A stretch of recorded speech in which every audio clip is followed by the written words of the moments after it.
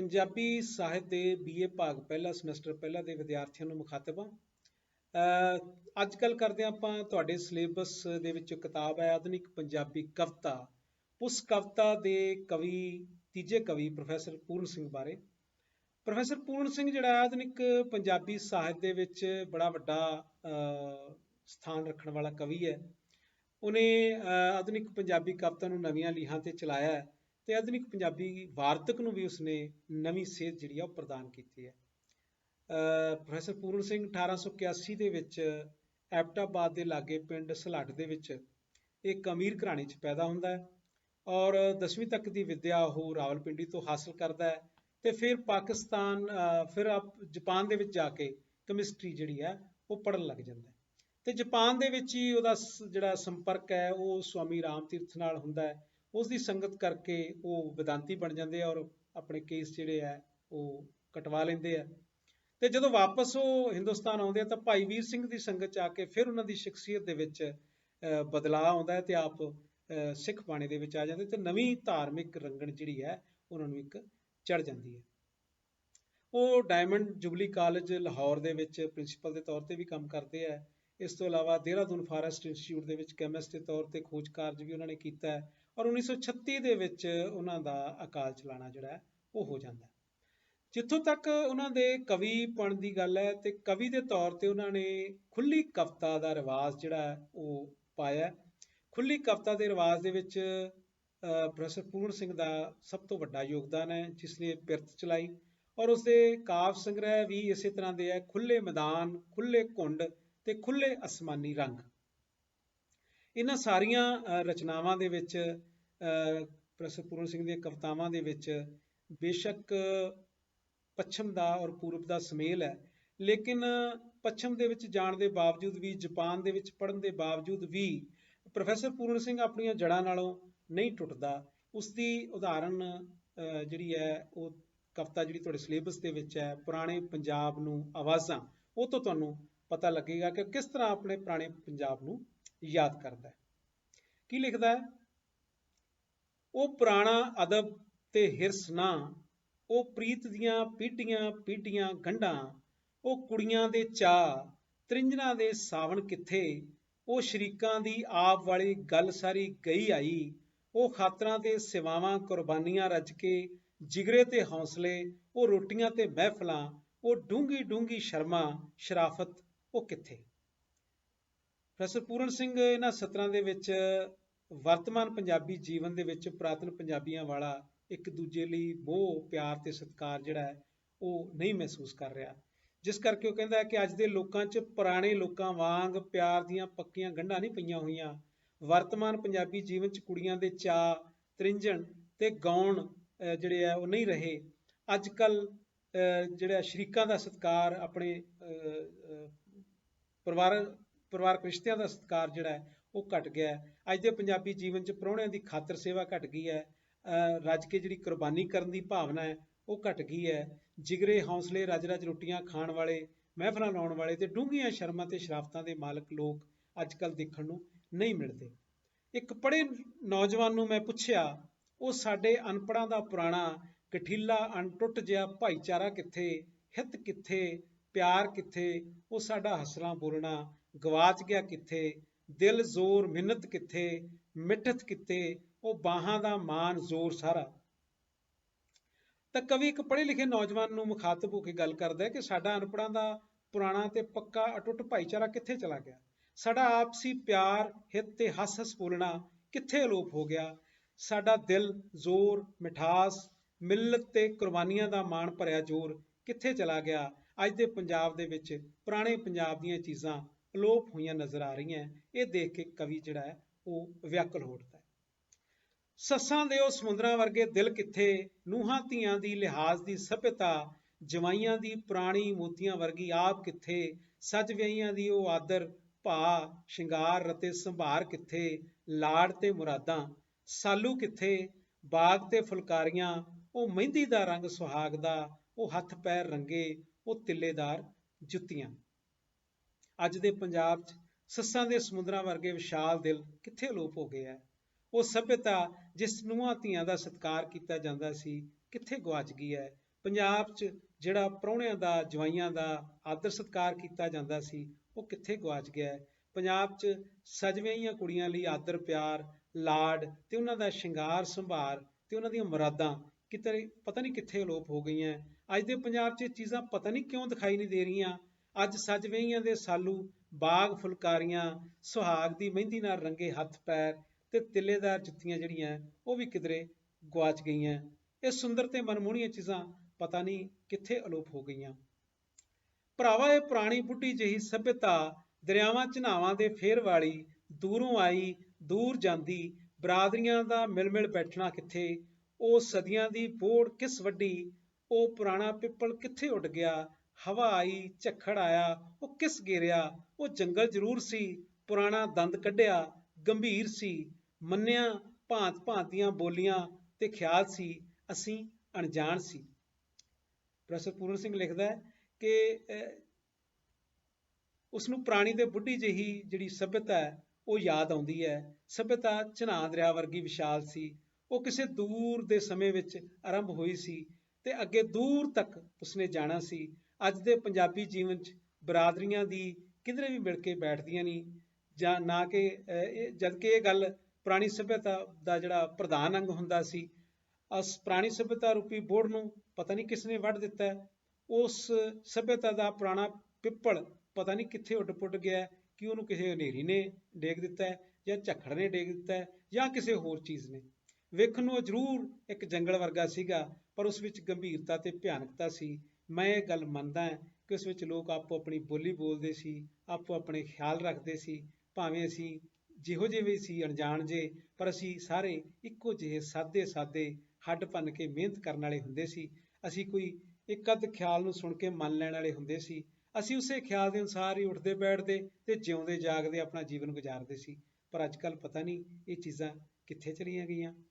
ਵਪਾਰ ਅਸੀਂ ਕਰਦੇ ਸੀ ਸੁੱਚਾ ਸੁਥਰਾ, ਕਾਹਲੀ ਵਿੱਚ ਅਮੀਰ ਹੋਣ ਨੂੰ ਨਿੰਦਦੇ, ਇੱਕ ਰੱਬੀ ਜੋੜ ਮੇਲ ਜਾਣ ਕੁੱਲ ਦੁਨੀਆ ਦੀ ਸੇਵਾ ਕਰਦੇ, ਵਲੈਤਾਂ ਜਾਂਦੇ, ਕਾਬਲ ਕੰਧਾਰ ਬੁਖਾਰੇ ਜਾਂਦੇ, ਸਫ਼ਰ ਝਾਕਦੇ ਜਫਰ ਜਾਲਦੇ, ਸਫ਼ਰ ਸਾਡਾ ਦਿਨ ਰਾਤ ਸੀ, ਸੋਹਣੇ ਉਨਰਾਂ ਦੇ ਕੰਮ ਬਣੇ, ਦੇਸ ਆਪ ਨੂੰ ਆਣਦੇ, ਪਹਿਨਣ ਵਾਲਿਆਂ ਤੇ ਬਣਾਉਣ ਵਾਲਿਆਂ ਦੋਹਾਂ ਦੇ ਸ਼ਗਨ ਮਨਾਉਂਦੇ, ਦੋਹੇ ਧਿਰਾਂ ਜੀਣ ਵਸਣ ਤੇ ਥੀਣ, ਅਸੀਂ ਰੋਟੀਆਂ ਪਏ ਖਾਂਦੇ, ਲੱਦੇ ਜਾਂਦੇ ਲੱਦੇ ਆਂਦੇ, ਕਿੰਨਾ ਸੋਹਣਾ ਉਹ ਵਪਾਰ ਸੀ। ਉਹ ਕਹਿੰਦੇ ਕਿ ਸਾਡੀ ਅਨਪੜ੍ਹਾਂ ਦੀ ਜਿਹੜੀ ਸਭਿਅਤਾ ਉਹ ਵਰਤਮਾਨ ਪੰਜਾਬੀ ਸਭਿਅਤਾ ਨਾਲੋਂ ਕਿਤੇ ਉਚੇਰੀ ਸੀ। ਪ੍ਰੋਫੈਸਰ ਪੂਰਨ ਸਿੰਘ ਇਹ ਬਿਆਨ ਕਰਦਾ ਕਿ ਉਹ ਸਭਿਅਤਾ ਹੁਣ ਦੀ ਸਭਿਅਤਾ ਨਾਲੋਂ ਕਿਤੇ ਉਚੇਰੀ ਸੀ। ਤੇ ਅਸੀਂ ਸੱਚਾ ਤੇ ਸੁਥਰਾ ਜਿਹੜਾ ਉਹ ਵਪਾਰ ਕਰਦੇ ਸੀ। ਵਰਤਮਾਨ ਲੋਕਾਂ ਵਾਂਗ ਪੈਸੇ ਕਮਾਉਣ ਦੀ ਖਾਤਰ ਧੋਖਾ ਫਰੇਬ ਨਹੀਂ ਸੀ ਕਰਦੇ। ਅਸੀਂ ਕਾਹਲੀ 'ਚ ਅਮੀਰ ਹੋਣ ਨੂੰ ਨਿੰਦਦੇ ਸੀ। ਅਸੀਂ ਸੰਸਾਰ ਨਾਲ ਆਪਣੇ ਸੰਬੰਧਾਂ ਨੂੰ ਰੱਬੀ ਜੋੜ ਮੇਲ ਸਮਝ ਕੇ ਸਾਰੀ ਦੁਨੀਆ ਦੀ ਸੇਵਾ ਕਰਦੇ ਸੀ। ਵਰਤਮਾਨ ਲੋਕਾਂ ਵਾਂਗ ਅਸੀਂ ਪੈਸਿਆਂ ਮਗਰ ਨਹੀਂ ਸੀ ਦੌੜਦੇ। ਅਸੀਂ ਪੈਸੇ ਦੀ ਦੌੜ ਤੋਂ ਕੋਹਾਂ ਦੂਰ ਸੀ। ਅਸੀਂ ਕਮਾਈ ਕਰਨ ਲਈ ਇੰਗਲੈਂਡ, ਕਾਬਲ, ਕੰਧਾਰ ਤੇ ਬੁਖਾਰੇ ਨੂੰ ਦਿਨ ਰਾਤ ਸਫ਼ਰ ਕਰਦੇ, ਦੁੱਖ ਦਾ ਮੁਕਾਬਲਾ ਕਰਦੇ ਹੋਏ ਜਾਂਦੇ ਸੀ ਤੇ ਪਾਈ ਪਾਈ ਕਰਕੇ ਹੱਕ ਦੀ ਕਮਾਈ ਜਿਹੜੀ ਆ ਉਹ ਇਕੱਠੀ ਕਰਦੇ ਸੀ।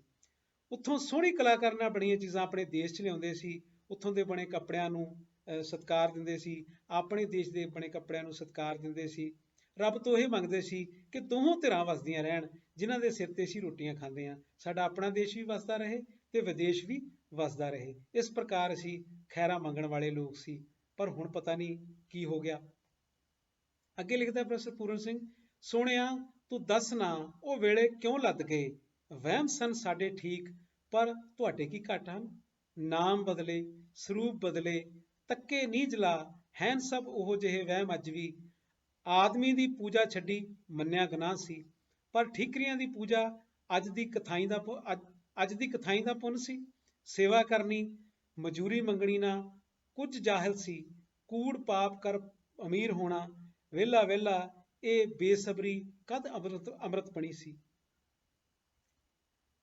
ਪੁਰਾਣੇ ਪੰਜਾਬ ਦੀ ਗੱਲ ਕਰਦਾ ਪ੍ਰੋਫੈਸਰ ਪੂਰਨ ਸਿੰਘ ਕਹਿੰਦਾ ਕਿ ਮੈਨੂੰ ਦੱਸ ਕਿ ਉਹ ਸੋਹਣੇ ਸਮੇਂ ਕਿੱਥੇ ਚਲੇ ਗਏ। ਇਹ ਠੀਕ ਹੈ ਕਿ ਪੁਰਾਣੇ ਪੰਜਾਬ ਦੇ ਰਹਿਣ ਵਾਲੇ ਸਾਡੇ ਸਾਥੀ ਅਨਪੜ੍ਹ ਲੋਕ ਵਹਿਮਾਂ ਭਰਮਾਂ ਦੇ ਸ਼ਿਕਾਰ ਸੀ, ਪਰ ਤੇਰੇ ਸਾਥੀ ਲੋਕਾਂ ਦੇ ਵਹਿਮ ਕਿਹੜਾ ਘੱਟ ਹੈ। ਉਹ ਜਰਾ ਨੀਝ ਲਾ ਕੇ ਦੇਖੋ, ਅੱਜ ਵੀ ਉਹੋ ਜਿਹੇ ਵਹਿਮ ਕਾਇਮ ਹੈ। ਇਹ ਠੀਕ ਹੈ ਕਿ ਵਰਤਮਾਨ ਸਭਿਅਤਾ ਦੇ ਮਾਲਕ ਲੋਕਾਂ ਨੇ ਆਦਮੀਆਂ ਦੀ ਪੂਜਾ ਨੂੰ त्याग दिता है, क्योंकि एक गुनाह सी। पर उसकी थां वर्तमान लोगों द्वारा की जाती पैसों की पूजा किधर दा पुण्य है? ये भी तो पाप ही है। ये मान लेने कि पुराने लोग जिहड़े आ सेवा करते सी, मजदूरी नहीं सन मंगते, ये उन्हां दी जहालत सी। पर खाण पीण की खातर अर्थात पैसों की खातर मुर्दियां दी जेबां फरोलणियां कित्थों दा काम है? कित्थों दा पुण्य कह सकते हैं इसनूं असीं? किस दा चंगा काम कह सकते हैं? सो इस तरह ਦੀਆਂ ਗੱਲਾਂ ਜਿਹੜੀਆਂ ਉਹ ਪੁਰਾਣੇ ਪੰਜਾਬ 'ਚ ਨਹੀਂ ਸੀ ਮਿਲਦੀਆਂ, ਜਿਹੜੀਆਂ ਅੱਜ ਕੱਲ੍ਹ ਮਿਲਦੀਆਂ। ਪੁਰਾਣਾ ਪੰਜਾਬ ਪਤਾ ਨਹੀਂ ਕਿੱਥੇ ਚਲਾ ਗਿਆ। ਸੋਹਣਿਆ ਦੱਸ ਨਾ ਉਹ ਕਿੱਧਰ ਗਏ, ਕਿੱਧਰ ਲੰਘ ਗਏ ਉਹ ਪਿੱਪਲਾਂ ਦੇ ਪੱਤਿਆਂ ਦੀ ਝੂਮ ਝੂਮ, ਜਿਹੜੀ ਸਾਡੇ ਗੂੰਗੇ ਦਿਲਾਂ ਨੂੰ ਵਲੂੰਦਰਦੀ ਸੀ। ਉਹ ਖੜਕਦੇ ਕਿਉਂ ਨਿੰਮੋ ਚੂਣ ਅੱਜ, ਉਹ ਖੜਕਦੇ ਕਿਉਂ ਨਿੰਮੋ ਚੂਣ ਹੋ ਅੱਜ। ਕੋਈ ਨਾਚ ਉਹਨਾਂ ਦਾ ਨਾ ਹੁਣ ਦੇਖਣੇ ਆਉਂਦਾ, ਕੀ ਅੰਦਰ ਦੀ ਖੁਸ਼ੀ ਸਾਰੀ ਮਰ ਗਈ। ਭੱਠ ਪਈ ਅੱਜ ਦੀ ਸਭਿਅਤਾ, ਜਿਹੜੀ ਦੌੜਦੀ ਹਫਦੀ, ਦੌੜ ਦੌੜ ਆਰਾਮ ਚਾਹੇ ਲੈਣਾ ਇੱਕੋ ਵੇਰੀ ਇੱਕੋ ਦਿਨ ਦੋਹਾਂ ਹੱਥਾਂ ਨਾਲ। ਵੀ ਮੈਨੂੰ ਦੱਸ, ਕਵੀ ਕਹਿੰਦਾ ਹੈ ਕਿ ਮੈਨੂੰ ਦੱਸ ਕਿ ਉਹ ਸਮੇਂ ਕਿੱਥੇ ਚਲੇ ਗਏ ਜਦੋਂ ਪਿੱਪਲਾਂ ਦੇ ਪੱਤੇ ਝੂਮ ਝੂਮ ਕੇ ਸਾਡੇ ਗੂੰਗੇ ਦਿਲਾਂ ਉੱਤੇ ਡੂੰਘਾ ਅਸਰ ਕਰਦੇ ਸੀ, ਸਾਡੇ ਦਿਲਾਂ 'ਚੋਂ ਗੀਤ ਫੁੱਟਦੇ ਸੀ। ਉਹ ਪੱਤੇ ਜਿਹੜੇ ਨਿੰਮੋ ਝੂਣੂ ਕੇ ਬੇਅਸਰ ਕਿਉਂ ਖੜਕਦੇ ਆ? ਹੁਣ ਉਹਨਾਂ ਦਾ ਕੋਈ ਨਾਚ ਦਿਖਾਈ ਕਿਉਂ ਨਹੀਂ ਦਿੰਦਾ? ਕਿ ਉਹਨਾਂ ਦੇ ਅੰਦਰ ਦੀ ਖੁਸ਼ੀ ਮਰ ਗਈ ਹੈ?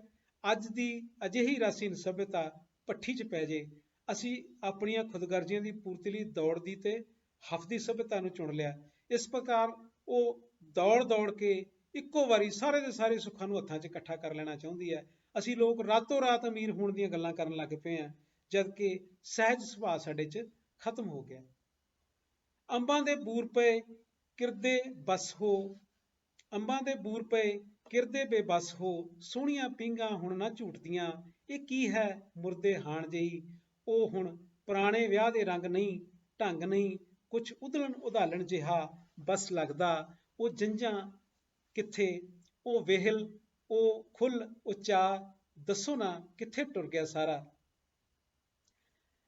ਕਵੀ ਕਹਿੰਦਾ ਕਿ ਅੱਜ ਕੱਲ੍ਹ ਸੋਹਣੀਆਂ ਕੁੜੀਆਂ ਅੰਬਾਂ ਉੱਤੇ ਪੀਂਘਾਂ ਨਹੀਂ ਪਾਉਂਦੀਆਂ, ਪੀਂਘਾਂ ਨਹੀਂ ਝੂਟਦੀਆਂ, ਅੰਬਾਂ ਦੇ ਬੂਰ ਪੀਂਘ ਦੇ ਹੁਲਾਰਿਆਂ ਨਾਲ ਨਹੀਂ ਡਿੱਗਦੇ, ਸਗੋਂ ਬੇਬਸ ਹੋ ਕੇ ਆਪ ਹੀ ਡਿੱਗ ਪੈਂਦੇ ਹੈ। ਅੱਜ ਦੇ ਪੰਜਾਬੀ ਜੀਵਨ ਉੱਤੇ ਮੁਰਦੇ ਹਾਣੀ ਜੀ ਕਿਉਂ ਛਾ ਗਈ ਹੈ? ਅੱਜ ਕੱਲ੍ਹ ਇਸ ਜੀਵਨ ਵਿੱਚ ਵਿਆਹਾਂ ਦੀਆਂ ਪੁਰਾਣੀਆਂ ਰੰਗੀਨੀਆਂ ਦੇ ਤਰੀਕੇ ਮੌਜੂਦ ਕਿਉਂ ਨਹੀਂ ਦਿਸ ਰਹੇ? ਅੱਜ ਤਾਂ ਇਸ ਤਰ੍ਹਾਂ ਲੱਗਦਾ ਹੈ ਜਿਵੇਂ ਕੁੜੀ ਮੁੰਡੇ ਨਾਲ ਉਧਲ ਕੇ ਆਈ ਹੋਵੇ ਤੇ ਮੁੰਡਾ ਕੁੜੀ ਨੂੰ ਉਧਾਲ ਕੇ ਲੈ ਕੇ ਆਇਆ ਹੋਵੇ। ਅੱਜ ਪੁਰਾਣੇ ਸਮੇਂ ਵਾਂਗ ਜਨ ਜਿਹੜੀ ਹੈ ਉਹ ਕਈ ਕਈ ਦਿਨ ਕਿਉਂ ਨਹੀਂ ਰੁਕਦੀ? ਅੱਜ ਦੇ ਵਿਆਹ ਢੰਗਾਂ ਵਿੱਚੋਂ ਵੇਲ, ਖੁੱਲ੍ਹ ਤੇ ਚਾਅ ਜਿਵੇਂ ਕਿਧਰੇ ਉੱਡ ਗਿਆ। ਅੱਜ ਦੇ ਵਿਆਹ ਢੰਗ ਜਿਹੜੇ ਹੈ ਉਹ ਥੋੜ੍ਹੇ ਸਮੇਂ ਦੇ ਹੈ, ਰਸਹੀਣ ਤੇ ਫਿੱਕੇ ਹੈ। ਉਹ ਸ਼ਗਨ ਮਨਾਵਣੇ, ਉਹ ਢੋਲਕੀਆਂ ਦੇ ਗੀਤ ਜਿਹੜੇ ਗੀਤ ਦੀ ਰਗ ਰਗ ਛੇੜਦੇ, ਉਹ ਕੁੜੀਆਂ ਕੁਵਾਰੀਆਂ ਦੇ ਮਨ ਦੇ ਚਾਅ ਤੇ ਟੱਪੇ, ਨਿੱਕੇ ਨਿੱਕੇ ਕੋਇਲਾਂ ਦੀਆਂ ਭਾਂਤ ਭਾਂਤ ਪੋਲੀਆਂ, ਉਹ ਰਾਗ ਨਵੇਂ ਨਵੇਂ ਸੱਜਰੇ, ਸਿੱਜੇ ਸਿੱਜੇ, ਭਿੱਜੇ ਭਿੱਜੇ ਰੂਹਾਂ ਵਿੱਚੋਂ ਜਿਹੜੇ ਨਿਕਲਦੇ, ਉਹ ਘੋੜੀਆਂ, ਉਹ ਸੁਹਾਗ, ਉਹ ਦੋ ਦੋ ਗੱਲਾਂ ਤੇ ਹਾਸੇ, ਉਹ ਮਖੌਲੀ ਤਬੀਤਾਂ ਖੁਸ਼ੀ ਭਰਨ ਵਾਲੀਆਂ, ਉਹ ਦਾਤੇ, ਉਹ ਭੰਡਾਰੀ, ਉਹ ਜਾਂਝੀ, ਉਹ ਮਾਂਝੀ, ਉਹ ਜੰਝਾਂ ਜਗਮਗ ਕਿੱਥੇ, ਕੇਸਰ ਦੀਆਂ ਰੰਗੀਆਂ, ਉਹ ਲਾੜੇ ਦਾ ਘੋੜੀ ਤੇ ਚੜ੍ਹਨਾ, ਉਹ ਭੈਣਾਂ ਲਾੜੇ ਦੀਆਂ ਗਾ ਗਾ ਵਾਗਾਂ ਦਾ ਗੁੰਦਣਾ, ਉਹ ਘੋੜੀ ਚਿੱਟੀ ਦਾ ਨਾਚ ਤੇ ਚਾਅ ਵਿੱਚ ਲਾੜੇ ਨੂੰ ਚੁੱਕ ਮੋਢੇ ਖੁਸ਼ੀ ਥੀਣਾ, ਉਹ ਗਲਦੀਆਂ ਗਾਨੀਆਂ ਦਾ ਭੈਣਾਂ ਨਾਲ ਰਲ ਮਿਲ ਗਾਵਣਾ। ਇਹ ਸਾਰੀਆਂ ਚੀਜ਼ਾਂ ਕਿੱਥੇ ਚਲੀਆਂ ਗਈਆਂ? ਤਾਂ ਕਵੀ ਕਹਿੰਦਾ ਹੈ ਕਿ ਅੱਜ ਕੱਲ੍ਹ ਦੇ ਵਿਆਹ ਢੰਗਾਂ 'ਚ ਨਾ ਤਾਂ ਪਹਿਲਾਂ ਵਾਂਗ ਸ਼ਗਨ ਮਨਾਏ ਜਾਂਦੇ ਹੈ, ਨਾ ਹੀ ਸਰੀਰ ਦੀ ਰਗ ਰਗ 'ਚ ਕੰਬਣੀ ਜੇੜ ਦੇਣ ਵਾਲੀਆਂ ਢੋਲਕੀਆਂ ਦੇ ਗੀਤ ਗਾਏ ਜਾਂਦੇ ਹੈ। ਅੱਜ ਵਿਆਹ ਢੰਗਾਂ ਵਿੱਚੋਂ ਕੁਆਰੀਆਂ ਕੁੜੀਆਂ ਦੇ ਮਨ ਦੇ ਚਾਅ ਜਿਹੜੇ ਹੈ ਉਹ ਨਿੱਕੇ ਨਿੱਕੇ ਟੱਪਿਆਂ ਦੇ ਰੂਪ 'ਚ ਕੋਇਲਾਂ ਵਰਗੀ ਮਿੱਠੀ ਸੁਰ ਦੇ ਵਿੱਚ ਅਲੋਪ ਹੋ ਕੇ ਰਹਿ ਗਿਆ। ਅੱਜ ਦੇ ਵਿਆਹ ਢੰਗਾਂ ਦੇ ਵਿੱਚ ਖੁਸ਼ੀ ਭਰਨ ਵਾਲੀਆਂ ਮਖੌਲੀ ਤਬੀਤਾਂ ਖਤਮ ਹੋ ਗਈਆਂ। ਅੱਜ ਦੇ ਵਿਆਹ ਢੰਗ ਵਿੱਚੋਂ ਲਾੜੇ ਦਾ ਘੋੜੀ ਤੇ ਚੜ੍ਹਨਾ, ਉਹਨਾਂ ਦੀਆਂ ਭੈਣਾਂ ਦਾ ਘੋੜੀਆਂ ਗਾਉਣਾ, ਚਿੱਟੀ ਘੋੜੀ ਦਾ ਬੜੇ ਨਖਰੇ ਨਾਲ ਤੇ ਚਾਅ ਨਾਲ ਲਾੜੇ ਨੂੰ ਆਪਣੀ ਪਿੱਠ ਤੇ ਚੁੱਕ ਕੇ ਖੁਸ਼ ਹੋਣਾ, ਲਾੜੇ ਦੀਆਂ ਭੈਣਾਂ ਦਾ ਘੋੜੀ ਦੇ ਗਲ ਦੀਆਂ ਗਾਨੀਆਂ ਨਾਲ ਰਲ ਮਿਲ ਕੇ ਗਾਉਣਾ। ਇਹ ਸਾਰੀਆਂ ਗੱਲਾਂ ਪਤਾ ਨਹੀਂ ਕਿੱਥੇ ਅਲੋਪ ਹੋ ਗਈਆਂ ਤੇ ਅਜੋਕੇ ਵਿਆਹ ਢੰਗ ਜਿਹੜੇ ਆ ਉਹ ਰਾਸੀਨ ਤੇ ਫਿੱਕੇ ਤੇ ਬੇਰਸ ਜਿਹੇ ਹੋ ਗਏ ਆ। ਉਹ ਨੇਜੇ ਬਾਜ਼ੀਆਂ ਵਿਆਹਾਂ ਤੇ, ਉਹ ਰੰਗ ਬਰੰਗ ਦੀਆਂ ਚੂੰਚਲਾਂ, ਉਹ ਖੇਡਾਂ ਵਿੱਚ ਕੌਡੀਆਂ, ਉਹ ਖੁੱਲ੍ਹੇ ਖੇਤਾਂ ਵਿੱਚ ਦੌੜਾਂ ਖੁਸ਼ੀ ਦੀਆਂ, ਉਹ ਦਰਿਆਵਾਂ ਦਾ ਨਹਾਣ ਜਾਣ ਢੋਲਕੀ ਵੱਜਦੇ, ਉਹ ਸੌਂਚੀਆਂ, ਉਹ ਕੁਸ਼ਤੀਆਂ, ਅਖਾੜੇ ਤੇ ਕਬੱਡੀਆਂ। ਵਿਆਹਾਂ ਦੇ ਵਿੱਚ ਇਸ ਤਰ੍ਹਾਂ ਦੀਆਂ ਚੀਜ਼ਾਂ ਵੀ ਹੁੰਦੀਆਂ ਸੀ ਪੁਰਾਣੇ ਜ਼ਮਾਨੇ ਦੇ ਵਿੱਚ। ਉਹ ਨੇਜੇਬਾਜ਼ੀਆਂ ਵੀ ਨਹੀਂ ਰਹੀਆਂ, ਉਹ ਹੋਰ ਰੰਗ ਬਰੰਗ ਦੀਆਂ ਚੂੰਚਲਾਂ ਵੀ ਨਹੀਂ ਰਹੀਆਂ, ਤੇ ਉਹ ਸੌਂਚੀਆਂ ਖੇਡਣ ਦੀ ਜਿਹੜੀ ਪਿਰਤਾ ਉਹ ਵੀ ਕਿਤੇ ਖਤਮ ਹੋ ਗਈ। ਕੁਸ਼ਤੀਆਂ, ਅਖਾੜੇ, ਕਬੱਡੀਆਂ ਦਾ ਰਿਵਾਜ ਜਿਹੜਾ ਹੈ ਉਹ ਵੀ ਖਤਮ ਹੋ ਗਿਆ। ਸਭ ਜੀਣ ਦਾ ਚਾਅ, ਹੋਣ ਦਾ ਮਾਣ, ਥੀਣ ਦਾ ਨਸ਼ਾ ਕਿੱਥੇ, ਉਹ ਪਿਆਰੀ ਬਸੰਤ ਦੀਆਂ ਫੁੱਲਾਂ ਦੀਆਂ ਹੋਲੀਆਂ, ਬਾਗ ਬਾਗ ਭਰ ਪਿਚਕਾਰੀਆਂ ਰੂਪਾਂ ਦਾ ਖੇਡਣਾ, ਉਹ ਲੋਹੀਆਂ ਦੀਆਂ ਲੱਕੜਾਂ ਦੀ ਮੰਗ, ਬੂਹੇ ਬੂਹੇ ਉਹ ਕੁੜੀਆਂ ਦਾ ਜੁੜਨਾ, ਅੱਗ ਦੇ ਚਫੇਰੇ ਤੇ ਗਿੱਧਾ ਪਾ ਪਾ ਗਾਉਣਾ। ਉਹ ਕਹਿੰਦਾ ਵੀ ਇਹ ਜਿਹੜੀਆਂ ਚੀਜ਼ਾਂ ਸੀਗੀਆਂ ਜੋ ਕਿ ਪੰਜਾਬ ਦੇ ਵਿੱਚ ਖਤਮ ਹੋ ਗਈਆਂ।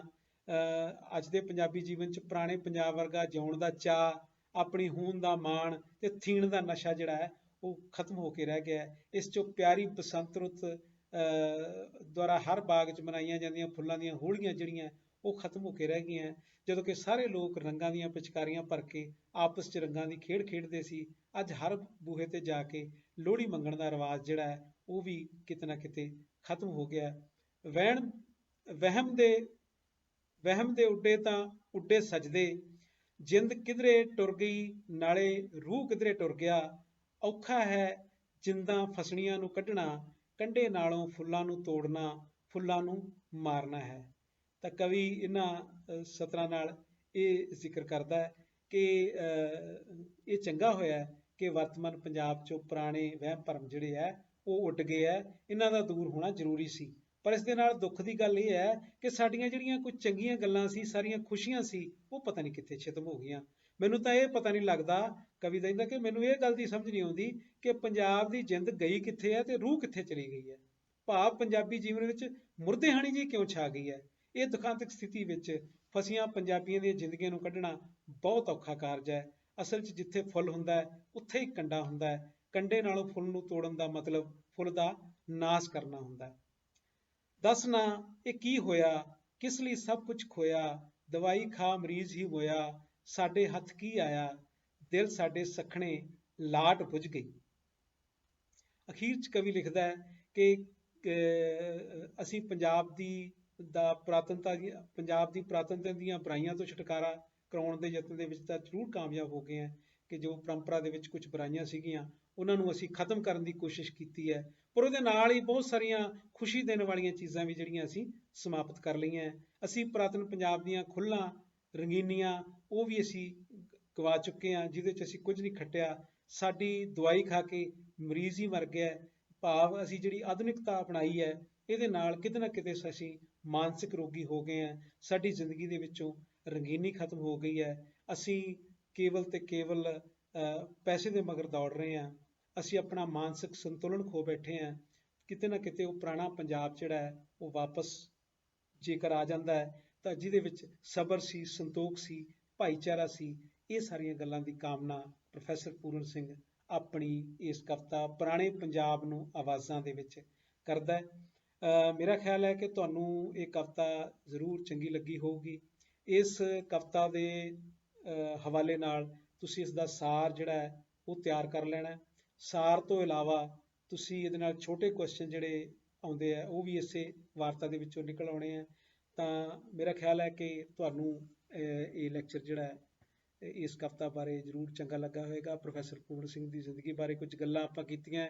ਇਸ ਤੋਂ ਇਲਾਵਾ ਉਹਦੀ ਕਾਵਿ ਰਚਨਾ ਜਿਹੜੀ ਹੈ ਪੁਰਾਣੇ ਪੰਜਾਬ ਨੂੰ ਆਵਾਜ਼ਾਂ, ਉਸ ਨੂੰ ਅਸੀਂ ਡਿਸਕਸ ਕੀਤਾ।